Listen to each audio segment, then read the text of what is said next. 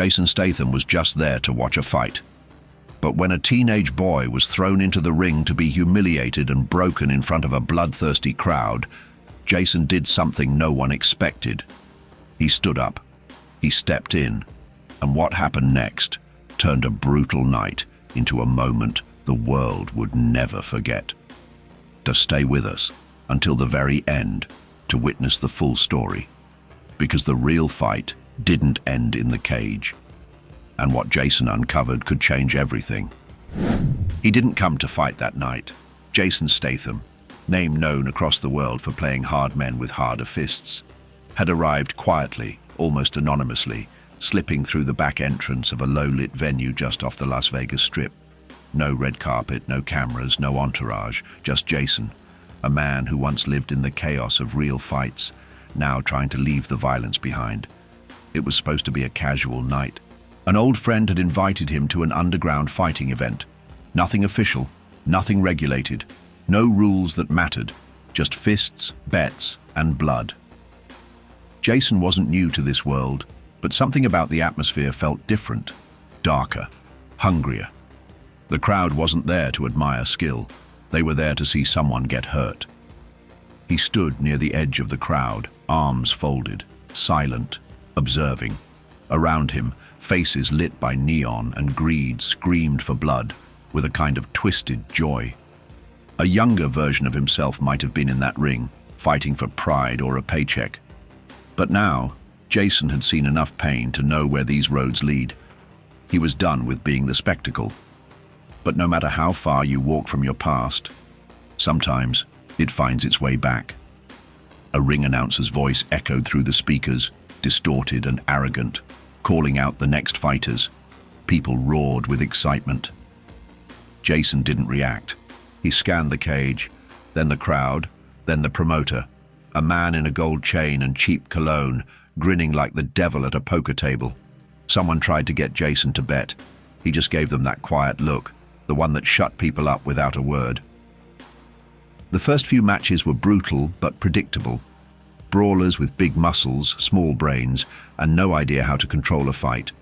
It wasn't skill on display, it was survival. Jason's eyes didn't flinch. He'd seen worse in back alley fights across the world. But something still sat wrong in his gut, like a storm building he couldn't quite see. Then it happened. The announcer returned, this time with a strange tone in his voice. Mocking, playful, like he was setting the stage for something more than just a fight. He teased the crowd, dragging out the next name like it was a joke. And when the next fighter stepped into the ring, the room didn't erupt in cheers. It erupted in laughter. Jason turned his head, and what he saw stopped him cold. The kid couldn't have been older than 17. Thin, nervous, barely filling out the loose-fitting gloves. His eyes darted around the arena like a rabbit thrown into a den of wolves. He tried to puff his chest, tried to look tough, but anyone could see it. He didn't belong there. He wasn't a fighter. Jason's jaw tightened. Something about the boy, his posture, his fear. It sparked something deep. Something buried under years of pain and memory. He'd seen that look before, in himself, in others. That look when you know you're about to get hurt, and no one is coming to help. The boy stood alone in the center of the cage as the crowd mocked him. The announcer was enjoying every second of it, hyping the audience like a game show host about to throw a lamb to the lions. Jason leaned forward watching. Then came the opponent. Twice the kid's size, covered in tattoos, eyes cold and dead. A fighter, yes, but not just that. A bully. The kind who fought not to win but to punish. The kind who smiled when he broke bones. Jason didn't move. He just stared, his hands now clenched at his sides. He'd come to watch, not interfere. That was the plan. That had to be the plan. But plans don't survive injustice. The referee called for the fight to begin. The kid raised his hands too slow, too shaky. The crowd cheered for blood, blind to the fact they were watching a beating, not a bout. Jason's breathing slowed, his focus narrowing. Every instinct in his body screamed against what was happening, but he didn't move. Not yet. The first punch landed like a hammer. The kid staggered back, then another and another. The crowd roared louder with each blow, drunk on the sight of someone breaking. The boy fought back, barely. A desperate swing that missed by a mile. The bigger man laughed, and then, just to humiliate, he shoved the kid to the ground. Jason blinked slowly, like a predator waking from hibernation. The referee didn't stop it. The crowd didn't care. No one did, except one man. Jason stepped forward, only slightly. No one noticed. The boy struggled to stand, blood from his lip, fear in his eyes, still trying, still fighting. The bigger man circled, waiting to end it. Jason clenched his jaw. His pulse quickened. The final blow came, a spinning kick that struck the boy across the face, slamming him to the ground like a rag doll. He didn't move. Jason moved. One step, then another, then faster. And then he did something no one expected. He jumped the barricade. The crowd gasped. The guards froze. The promoter's grin vanished. Jason Statham wasn't a spectator anymore. He was in the ring. And as the stunned crowd looked on, not believing what they were seeing, Jason turned slowly toward the fighter who had just dropped the kid and cracked his knuckles. For a moment, no one moved. The lights above the ring flickered slightly, as if even they were unsure of what was happening. The crowd, moments ago roaring with laughter and bloodlust, had gone still, frozen in disbelief. Jason Statham stood in the center of the cage. Not in a suit, not on a movie set, not smiling for cameras, no scripts, no stunts, no choreography. This wasn't a performance. This was something raw, something real. The fighter across from him blinked, confused, unsure if this was some kind of twisted setup. Jason didn't speak. He didn't need to. His presence said everything. This wasn't about fame. It wasn't about proving anything. It was about a line being crossed. And the moment that kid had hit the ground without a soul to protect him, that was it. Jason looked down at the boy, crumpled on the mat, barely conscious. A mixture of blood and sweat pooled beneath him. He hadn't stood a chance. Not here.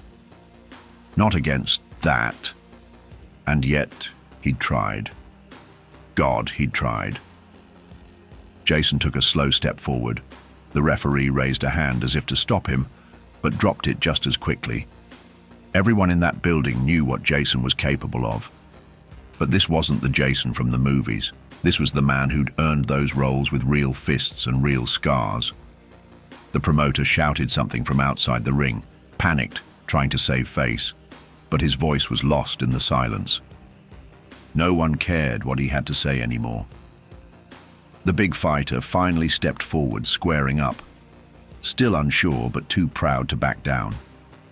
He threw a glance at the crowd, smirking like this might somehow boost his reputation, beating a celebrity in a real fight.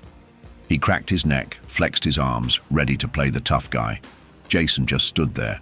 Then, like a storm breaking over still water, he moved. Fast, sharp, precise. A single jab, clean, mechanical, snapped the bigger man's head to the side.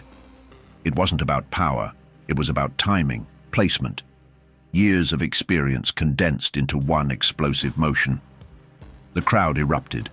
The fighter staggered, surprised. He came back swinging, wild and wide. Jason ducked under it like he'd seen it coming yesterday. Another strike, this time to the ribs.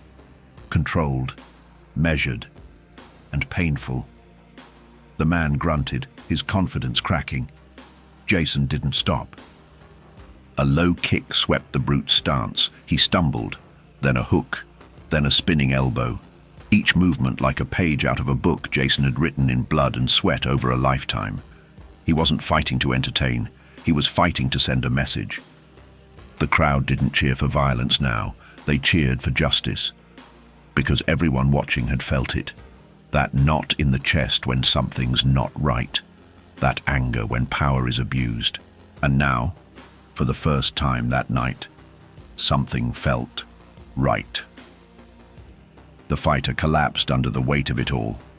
He tried to get up, but Jason stepped over him, his eyes locked not on the man, but on the kid lying in the corner, barely breathing. Jason reached him, kneeled down slowly, and gently lifted the boy's head off the mat. The kid flinched, but then his eyes opened. Jason didn't say anything. He just looked at him, steady, calm. A silent message passed between them. "You're not alone anymore."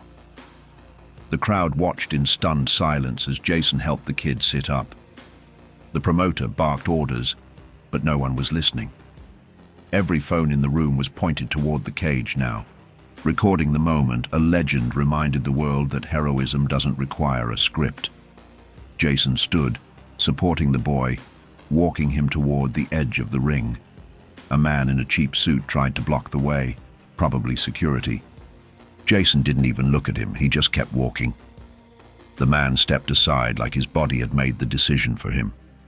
They left the ring together, slowly, silently. And the crowd, they parted like a sea.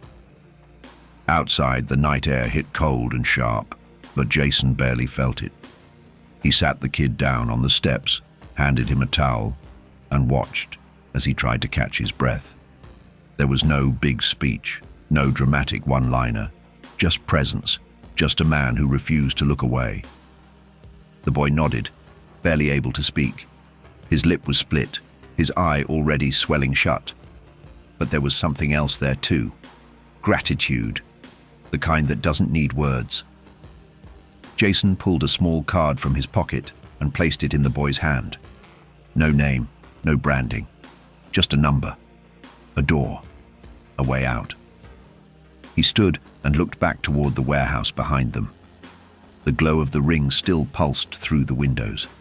Fists would fly again tomorrow, and the crowd would return for more. But tonight, something had changed. A line had been drawn, and somewhere inside Jason Statham, deep beneath the scars and silence, a fire had reignited.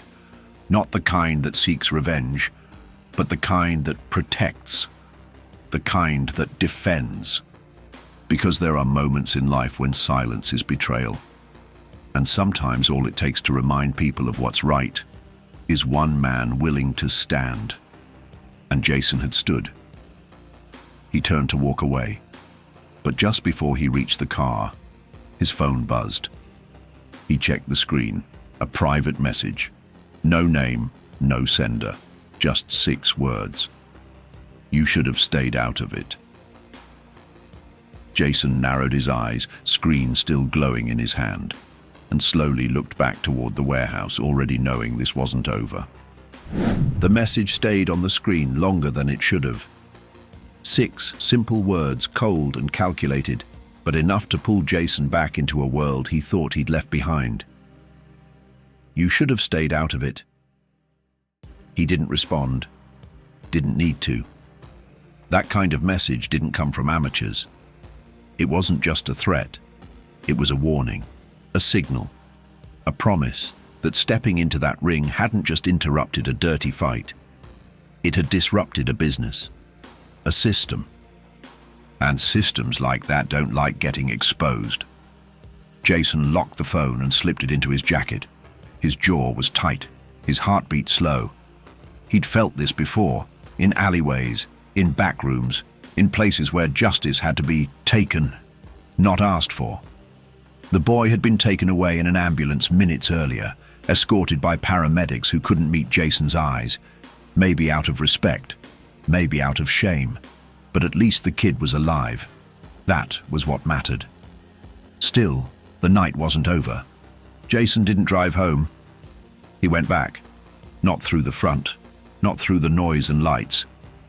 He moved around the side of the warehouse, where shadows clung to the bricks, and the thud of bass from inside faded into muffled echoes. He'd spent a lifetime reading situations, feeling danger before it spoke. And this time, it spoke loud. A door stood ajar, back entrance, unsuspecting. Jason pushed it open quietly and stepped inside. The hallway smelled of sweat, smoke, and cheap cologne. Voices echoed down the corridor. Low, angry. He moved without sound, just a ghost in the dark. Around the corner, past lockers and crates, until he found them. 3 men, suits, tattoos, power-drunk and panicked. One held a phone, another paced. The third leaned against the wall like he owned the building. Jason watched from the shadows. They were talking about the fight, the fallout, the money lost, the fact that Jason had ruined everything. But what cut deeper than the money was the message it sent, that someone could challenge them publicly and walk away. That couldn't happen again.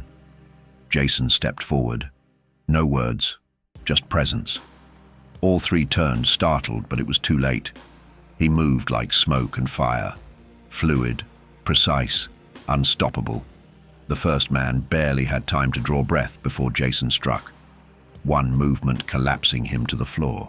The second pulled a weapon, but Jason disarmed him in a single twist, breaking his grip and his confidence in the same motion. The third man, the ringleader, froze. Jason stepped closer. He didn't hit him. He didn't have to. He just looked him in the eye. Calm, silent, unblinking. The man trembled, because he understood. Jason hadn't come back for revenge. He'd come back to end it. And sometimes the quietest threat is the one that echoes the loudest. Jason turned and left them there, broken, shaken, exposed. Outside, the first rays of dawn were creeping over the Las Vegas skyline, casting long shadows across a city built on illusion. But there was nothing fake about what had happened that night. No stunt, no acting, just truth. Truth and consequence. He didn't post about it, didn't call the media, didn't speak a word to anyone, but the videos spoke for him. The internet lit up within hours. Headlines flooded timelines. Jason Statham steps into real fight, saves teen from brutal beatdown. Hero off-screen, Statham defends kid in illegal match. Hollywood tough guy proves he's the real deal. The world wanted interviews, late-night shows, appearances. Jason refused them all, because this wasn't about fame. It never had been.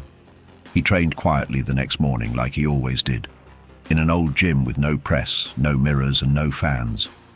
Just sweat, breath, and the sound of fists hitting truth. Because for him, strength was never about who could hit the hardest. It was about who stood up when others stayed seated.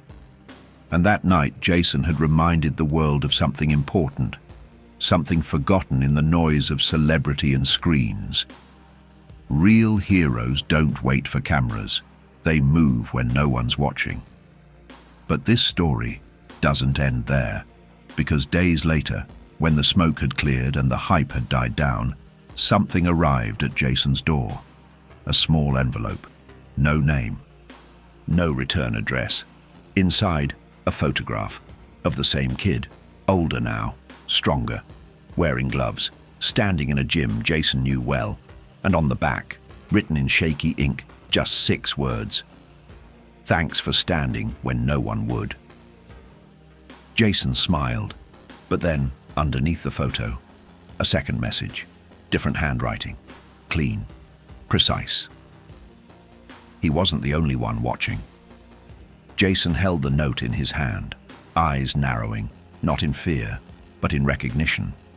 Because whoever wrote that line didn't just know the story, they were part of what's coming next. In a world where most people look away, Jason didn't. He reminded us that strength isn't just fists, it's courage, it's action, it's standing up when no one else will. If this story moved you, inspired you, or made you feel something real, don't let it end here. Hit the like button, share this video with someone who needs to hear it, and subscribe for more true stories of courage, redemption, and heroes who don't wait for applause. And remember, sometimes the most powerful thing you can do is stand.